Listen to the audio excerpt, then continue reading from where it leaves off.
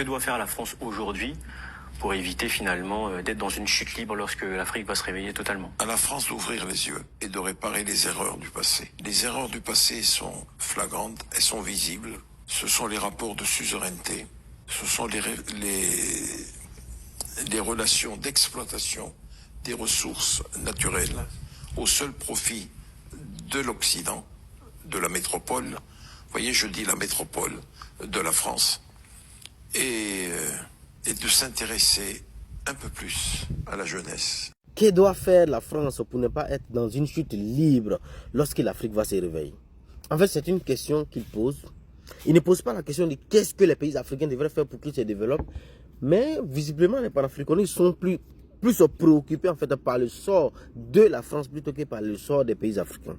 Le panafricanisme 2.0, c'est une lutte victimaire qui est que la France les doit réparation des relations passées, de l'esclavage, de la colonisation. En fait, ils sont dans une lutte victimaire qui ne va pas avancer du tout l'Afrique. Mais comme la question a été posée à Robert Bourgi a répondu en 3 points. Première suggestion de Robert Bourgi, c'est que la France doit réparer ses erreurs de souveraineté entre elle et les pays africains. Bon, je ne sais pas comment est-ce que la France va réparer ces erreurs-là et en quoi réparer ces erreurs va nous aider. La deuxième erreur, selon Robert Bourgi, ce sont les rapports d'exploitation des ressources au profit de la métropole. Je ne sais pas comment la France va réparer l'exploitation des ressources des pays africains. Peut-être que vous voulez que la France nous indemnise pour ça, mais je pense que ce n'est pas prêt d'arriver. Donc il va falloir charbonner dur. Le troisième point, selon Bourgi, la France doit s'intéresser à la jeunesse des pays africains. Cette phrase est une insulte pour moi. C'est la France, un pays étranger, qui doit s'intéresser à la jeunesse des pays africains.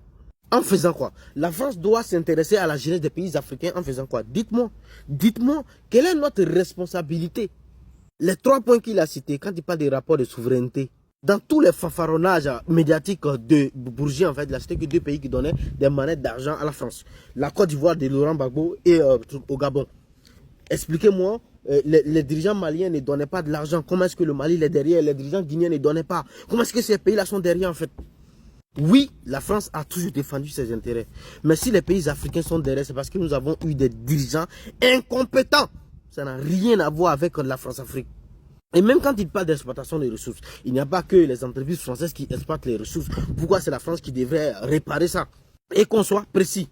Quelles ressources, dans quel pays? Parce que le cacao ivoirien, ce n'est pas la France qui exploite ça. L'or du Mali, ce n'est pas la France non plus. On peut citer des pays. On va dire que Total était en Afrique. Oui, Total en fait. Sauf que les pays africains francophones ne sont pas les plus grands producteurs de pétrole. Donc c'est impossible de me convaincre que Total a exploité le pétrole dans des pays qui ne produisent pas le pétrole.